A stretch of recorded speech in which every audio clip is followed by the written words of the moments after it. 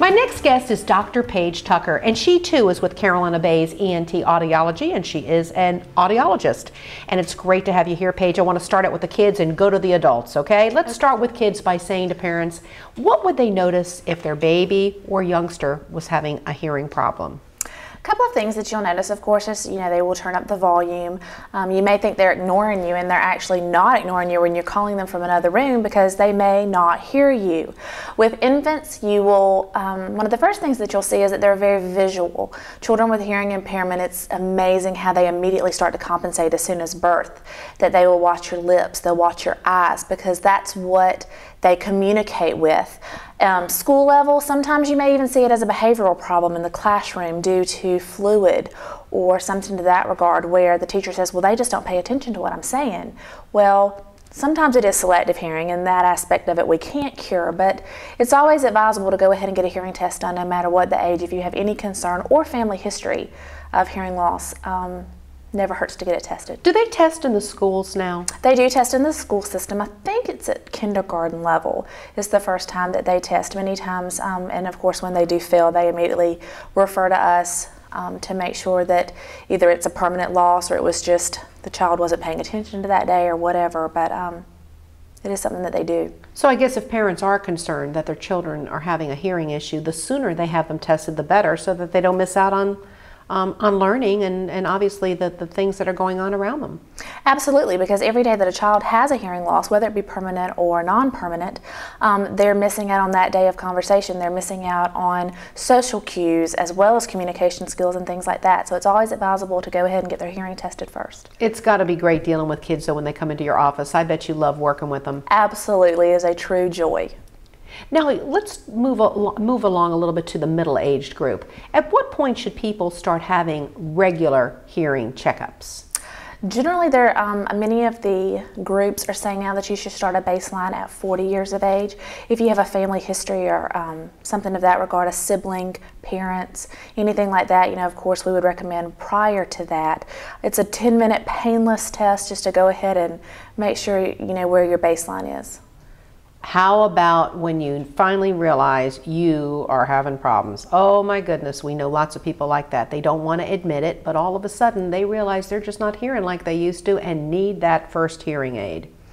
Absolutely. Generally, I tell patients jokingly that there's 3 stages. The first stage is the acknowledgement of the family. The second stage is the acknowledgement of the patient. The third step is actually getting the courage to come in and have their hearing tested. Unfortunately, for whatever reason, there's still a stigma of, oh my goodness, I'm just old, that's why I have a hearing loss, whereas we're seeing it in an abundant range of age at this point. So the biggest thing is just taking that first step to come in, get it tested, and to see where you stand. Tell me about some of the latest hearing aids. For instance, you have one here called Passion.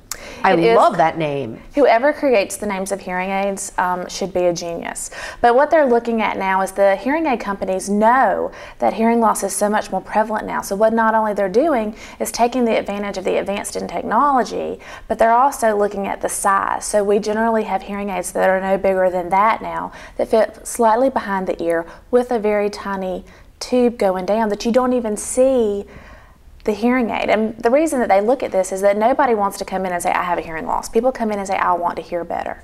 And so it's my goal not only to make them hear better, but to make them feel less insecure about the fact that they do have a hearing loss. So you really love this Passion unit. I do. I have thoroughly enjoyed fitting it. It does come in a variety of colors, so you can match it to the patient or just show, a jovial side if they want to go with a pink or a blue or a red. They're really trying to break that stigma at this point. Red hats, red hearing aids. Yeah, I understand the color coordination there. Tell me about hearing aid number 2. Hearing aid number 2 is fantastic, and it's by a company called Oticon. It's called the Dual Connect.